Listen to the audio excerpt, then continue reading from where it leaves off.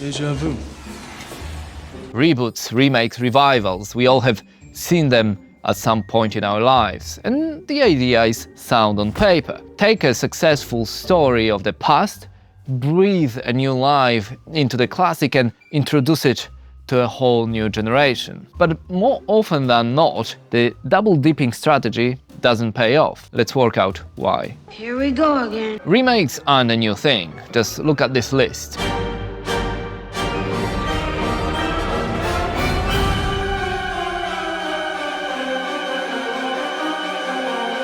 The first reboots were done in the 19th century, over 120 years ago. So even back then, they figured out that it is cheaper to redo an existing story than make something new. They weren't as many remakes back then though, especially when we compare to now with either live-action versions of animated films or complete retellings of the same story. And more are coming our way, and most people hate them. I hate it, I'm out. Which is not without a reason.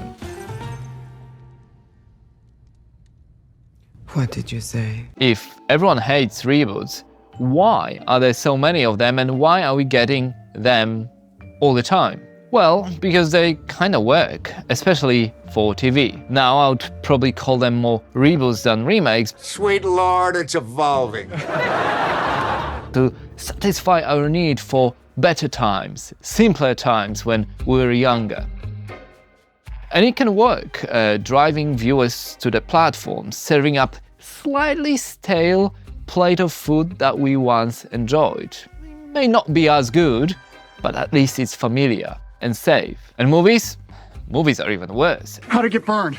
How'd it get burned? How'd it get burned? How'd it get burned? I would be lying if I said that I'm against the reboots and never watched it. I'm always up for a new Batman. Spider-Man will probably have more portrayals in the future, and there are many stories from the source material that could still be told. And let's not forget the biggest remake of recent times, Dune by Denis Villeneuve. It's greatly improved upon David Lynch's 1984 adaptation, and in my opinion it was a cinematic masterpiece in both visual and sound. And that's not only my opinion. Reboots can also offer a safer way of making a profit, especially in the horror genre. It remake from 2017, which was shot on like $35 million budget and made over 700 million worldwide. And we also have to talk about the Disney remake model, taking their beloved animated movies and turning them into live action. All of these made piles of money, counting in billions. So as much as Disney gets criticized about their strategy, it clearly works. So if the studios are making money and people enjoy the remakes, what's the issue? Some say the biggest reasons are, lack of originality. In Polish we have a saying, odgrzewany kotlet, which usually translates to reheating a pork chop, using the same old ideas rather than striving for something new. Remakes offer a weaker copy of initial emotional impact that the classics' original stories had. Remakes are often just worse than their predecessors. They rarely outperform the originals at the box office, even if they make money. Jenny! And the unsuccessful ones leave a bad taste and affect the reputation of the pioneer.